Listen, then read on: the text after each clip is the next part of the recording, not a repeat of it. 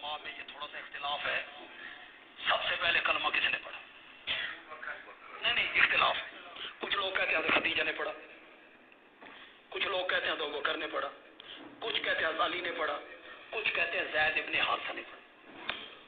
امام اعظم امام ابو حنیفہ رحمۃ اللہ علیہ نے چاروں اقوال میں تطبیق پیدا کر دی.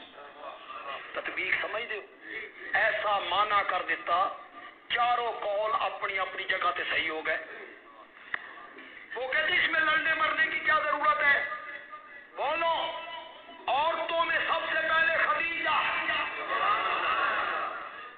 جوان مردوں میں سب سے پہلے ابو بکر، بچوں میں سب سے پہلے علی، اور غلاموں میں سب سے پہلے زید ابن حارثہ. چلو جی، چاروں قول اپنی اپنی جگہ پہ کیا ہو گئے؟ صحیح. میں بہت کم تر آدمی ہوں، نالائق سا آدمی ہوں، کم علم کم فہم آدمی ہوں. ایک بات میں بھی کہنا چاہتا ہوں، پسند آئے تو کہنا بندیال بھی اچھی بات کر کے. میں نے کہا یہ مسئلہ نہیں، علماء کرام ذرا آپ نے توجہ سے سننی، یہ کوئی مسئلہ نہیں. ایک دن پہلے کلمہ کس پڑھیا، ایک دن بعد کلمہ کس پڑھیا، ایک گھنٹہ پہلے کلمہ کس پڑھیا، علماء میں ایک گھنٹہ بعد کلمہ کس پڑھیا. یہ کوئی مسئلہ نہیں ہے. مسئلہ یہ ہے کس کے کلمہ پڑھنے سے نبوت کی پیٹھ مضبوط ہو گئی تھی. مسئلہ یہ ہے. 8 سال کے بچے کے کلمہ پڑھنے سے وہ تو مشورہ بھی نہیں دے سکتا، وہ دشمنوں کو ہٹا نہیں سکتا.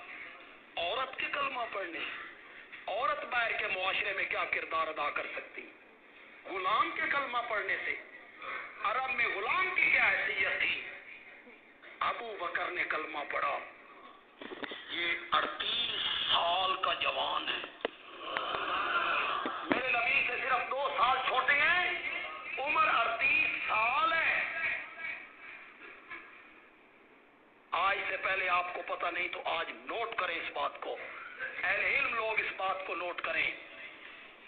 کیوں جی ہمارے گرامر میں نہیں ہے ایک فعل لازم ہوتا ہے ایک متعدی ہوتا ہے. ہمارا گرامر میں صرف ایک فعل لازم ہے ایک فعل متعدی. بندیالوی کہتا ہے سارے صحابہ کا ایمان لازم تھا، ابو بکر کا ایمان متعدی تھا. تمہیں سمجھ نہیں آئے گی لازم متعدی تھی، میں سمجھاؤں گا تو نہیں سمجھ آ جائے گی.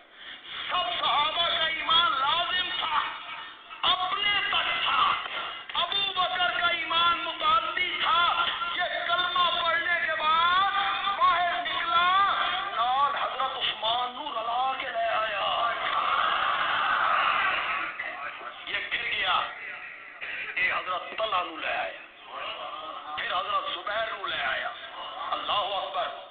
وہ 10 صحابہ جن کو میرے نبی نے نام لے کے جنت کی بشارت دی تھی، ان میں سے 6 صحابہ ابو بکر کی تحریک پر مومن بنے تھے. مسئلہ یہ ہے کس کے کلمہ پڑھنے سے نبوت کی پیٹھ مضبوط.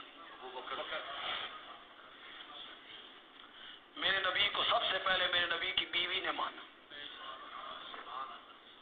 پھر جگری یار نے مانا، اور تیسرا طبقہ جو نہیں مانتا وہ غلام اور ملازم ہوتا ہے. میرے نبی کی عظمت یہ ہے، میرے